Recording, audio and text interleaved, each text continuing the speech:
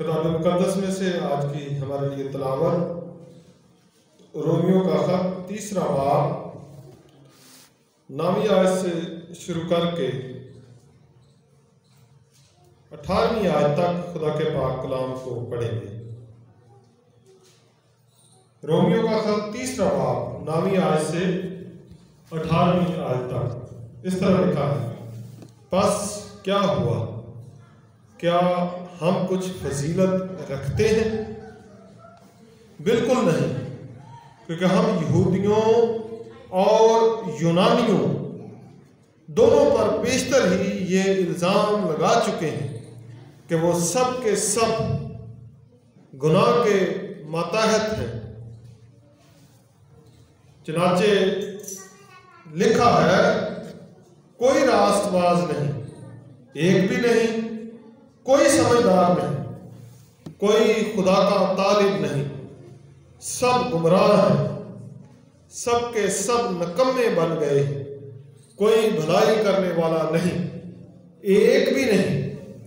उनका गला खुली हुई कब्र है, उन्होंने अपनी जबानों से फरेब दिया, उनके होंठों में सांपों का जहर है, उनका मुंह लानत और कड़वाहट से भरा है, उनके कदम खून बहाने के लिए तेज रहो हैं, उनकी राहों में तबाही और बदहाली है और वो सलामती की राह से वाकिफ न हो। उनकी आंखों में खुदा का खौफ नहीं। खुदा के पाक कलाम के पढ़े और सुने जाने पर खुदा की बरकत हो, आमीन। तशरीफ रखें।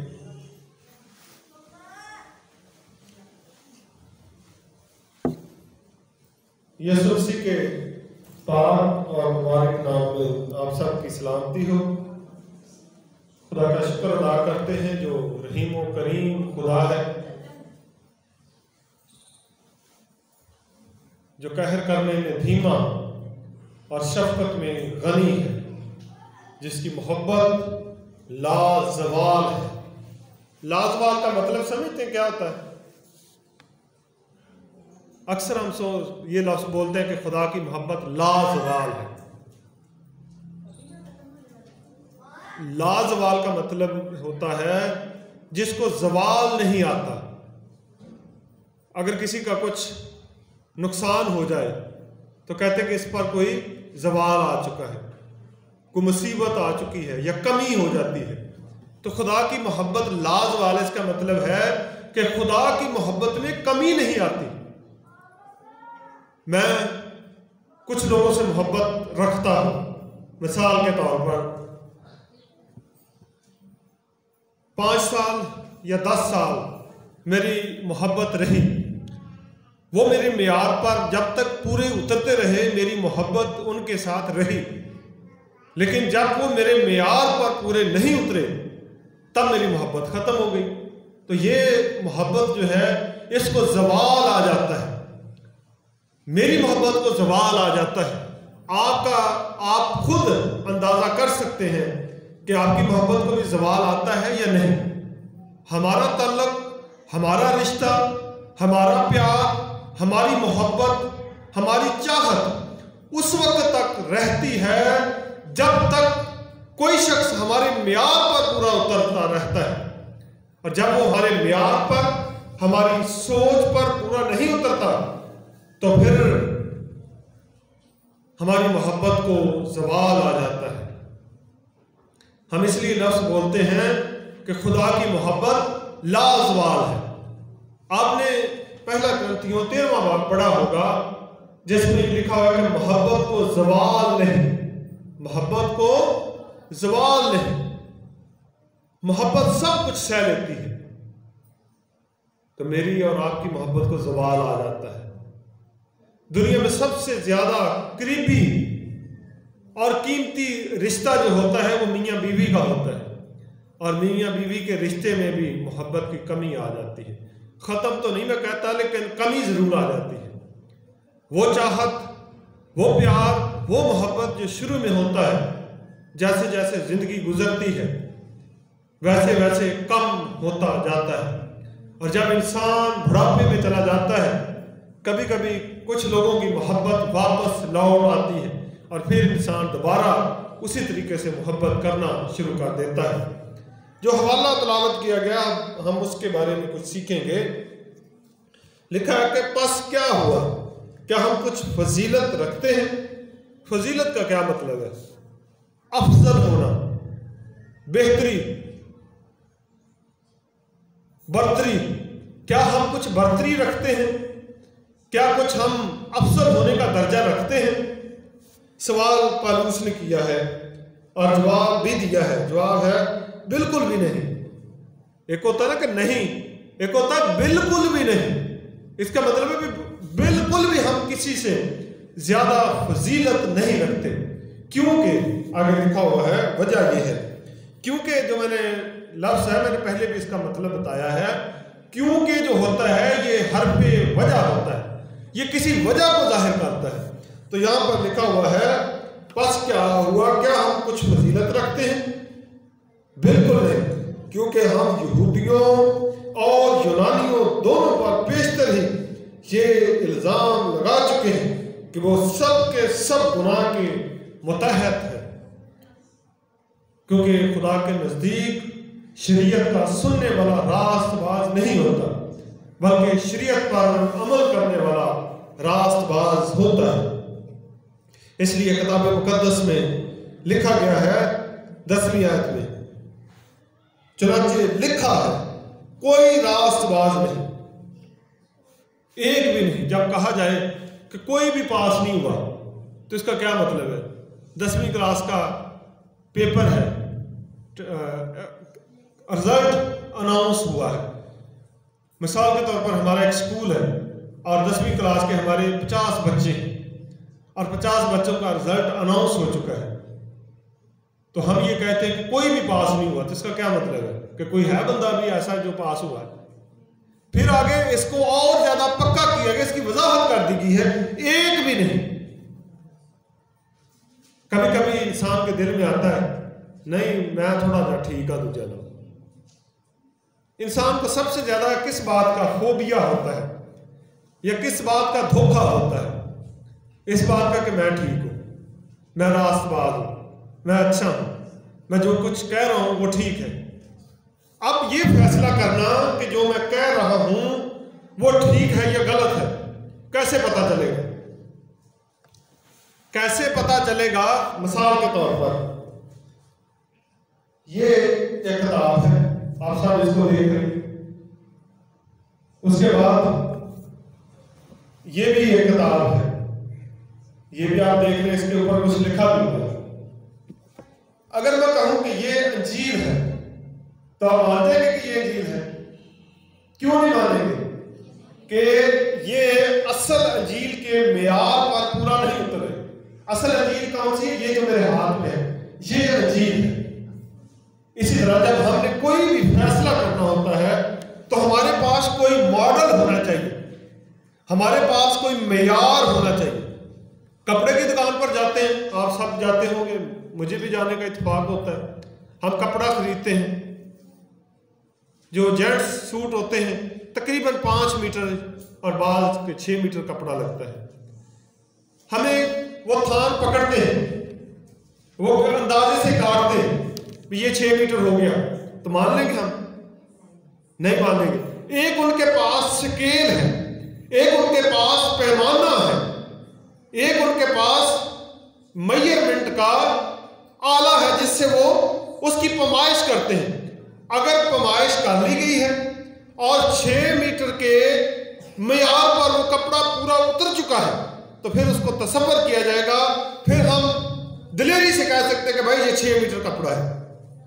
तो अगर उस मेयार पर पूरा ना उतरे तो फिर वो 6 मीटर नहीं।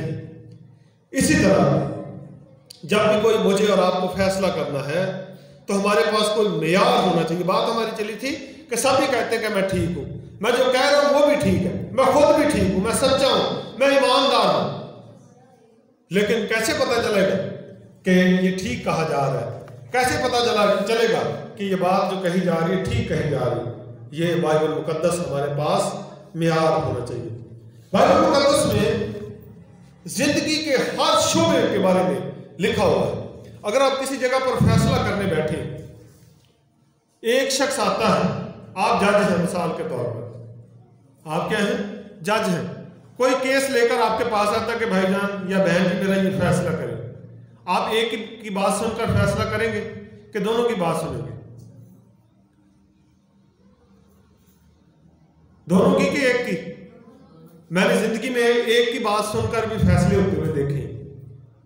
और बाइबल मुकद्दस, अब हमें कैसे पता चलेगा कि दोनों की बात सुननी चाहिए? मिसाल की किताब में लिखा है, जो अपना दावा पहले बयान करता है वो रास्त मालूम होता है, लेकिन उसकी हकीकत दूसरा बयान करता है। तो इसका मतलब दूसरे की भी सुननी चाहिए। अदालत में जब कोई केस होता है, एक आदमी ने केस फाइल किया है, अदालत उसी को सुनकर फैसला नहीं सुना देती। अदालत 3 नोटिस भेजती है उस शख्स को जिस पर केस किया जाता है। 3 नोटिस भेजती है तहरीरी तौर पर, बजरिया डाक या बजरिया अदालत का नुमाइंदा। बाज़ जगह पर डाक जाती है, बाज़ जगह पर अदालत का नुमाइंदा जाता है। फिर 3 नोटिस पर वो नहीं आता, अदालत अखबार में इश्तिहार देती है और उसके बाद फिर अदालत डिसीजन लेती है कि क्या करना है। बताने का मतलब ये है, हर किसी के पास कोई ना कोई मेयार होना चाहिए। हमें अपनी जिंदगी के फैसले करने के लिए मेयार कौन सा होना चाहिए? बाइबल का। बुजुर्गों के बारे में लिखा है कि जब तू बड़े बूढ़े को देखे जिसके सर के बाल सफेद हो गए तो तू नहायत अदब के साथ उसके सामने खड़े हो जाए। इस तरह जिंदगी के हर शोबे के बारे में लिखा हुआ है। शरीयत में 613 अहकाम है। उन 613 अहकाम में जिंदगी गुजारने के दस्तूर लिखे गए। इसलिए लिखा गया है, कोई रास्तबाज नहीं, एक भी नहीं। 11वीं आयत, कोई समझदार नहीं, कोई समझदार नहीं। आज से हम अपने आप को समझदार मानेंगे? मैं तो पहले ये इकरार करता हूं कि मैं वैसे समझदार नहीं जैसे होना चाहिए। ये खुदा की जो आपसे कलाम शेयर कर रहा हूं, इसमें मेरी कोई लियाकत नहीं, इसमें कोई मेरी दानिशमंदी नहीं है। ये खुदा का फजल और रहम है जिसने मुझे यहां पर खड़ा किया। मैं आपको आज से 11-12 साल पहले का वाकया सुनाता हूं। मैं उस वक्त खेती बाड़ी करता था। मेरे उस्ताद प्रोफेसर जॉन विलियम साहब उस वक्त मुझे मिले। उन्होंने मुझे कहा कि आप खिदमत में आ जाए। मुझे उस वक्त दुआ भी नहीं करनी आती थी। जब मैं चर्च में जाता तो पीछे, जैसे रजवान बैठा ऐसे पीछे बैठता था ताकि मुझे पादरी साहब दुआ के लिए ना कह दें। ऐसे हालात में जिसको कहा जाए कि आप खिदमत के लिए आ जाए, वो बंदा क्या कह सकता है? मैं कहा सर जी नहीं, मैं खिदमत च नहीं आ सकता, मैंने तो दुआ नहीं करने, तो कलामत है मैं किमें सुनाऊंगा। तो मुझे प्रोफेसर साहब ने जो बात कही आज भी वो मुझे याद है। उन्होंने कहा कि आप अपने आप को खुदा के हाथ में दे दें। ये खुदा का काम है कि वो अपने लिए आपको कैसे इस्तेमाल करता है। ये माइक जो है ये खुद बोल सकता है, ये किसी के हाथ में है। जब ये किसी के हाथ में है तो काम आ रहा है। जब इस तरह रख दिया जाएगा तो फिर काम नहीं आएगा। ये हाथ में है तब ये काम आ रहा है। मट्टी जो होती है वो बेतरतीब होती है, लेकिन जब वही मट्टी कमाल के हाथ में आ जाती है तो फिर खूबसूरत बर्तन बन जाता है। इसी तरह मैं और आप समझदार नहीं हैं, हम बेवकूफ हैं। किताब मुकद्दस में लिखा है, मिसाल 26वां बाब है, शायद 24वीं आयत है, उसमें लिखा हुआ है, क्या तो उसको देखता है तो अपनी नजर में दाना है, उसके मुकाबला में अहमक से ज्यादा उम्मीद है।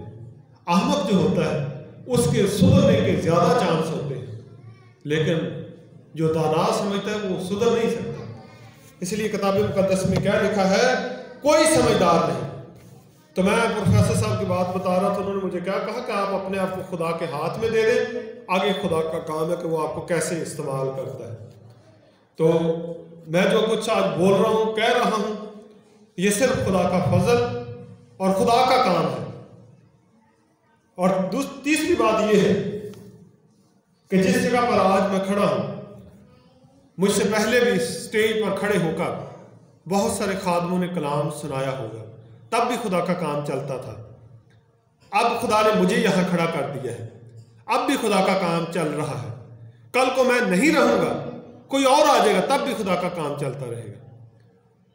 किसी भी अपने इल्म पर, हुनर पर जो सलाहियत दी है उस पर फख्र ना करें। ये खुदा की बख्शिश है, तो खुदा हमें अपने काम के लिए इस्तेमाल करता है। कोई समझदार नहीं, आगे लिखा कोई खुदा का तालिब नहीं। तालिब का क्या मतलब है? चाहने वाला। कोई खुदा का चाहने वाला नहीं। आप जब स्कूलों में पढ़ते होंगे, आप लिखते होंगे शायद अपनी कॉपी पर नाम तालिब इल्म। कभी लिखा किसी ने? मैंने बड़ी दफा अपनी किताबों पर, अपनी कॉपियों पर लिखता रहा हूं नाम तालिब इल्म। मेरा बाप एक सेमिनरी याफ्ता शख्स था, पासबान की खिदमत के लिए उनके पास सलाहियत थी। 64 साल की उम्र में उनकी डेथ हुई। 64 साल की उम्र में, जब 64 साल की उम्र में उनकी डेथ हुई, तब भी जो किताब खरीदते नहीं, तो किताब के ऊपर पता क्या लिखते थे? नाम तालिब इल्म डैनियल। 64 साल की उम्र में एक बंदा, तो वो अपनी किताब पर फिर तालिब इल्म लिखता है। तो आज लोगों को उस्ताद बनने का शौक है, लेकिन तालिब इल्म बनने का शौक नहीं। बाइबल के तालिब इल्म बने। मुझे तालिब इल्म बनने की जरूरत है, आपको पता नहीं है या नहीं, आप अपना अंदाजा कर सकते हैं, लेकिन हम सबको तालिब इल्म बनने की जरूरत है। खुदा मुझे और आप सबको आज इस कलाम के वसीला से बरकत बख्शे। आमीन।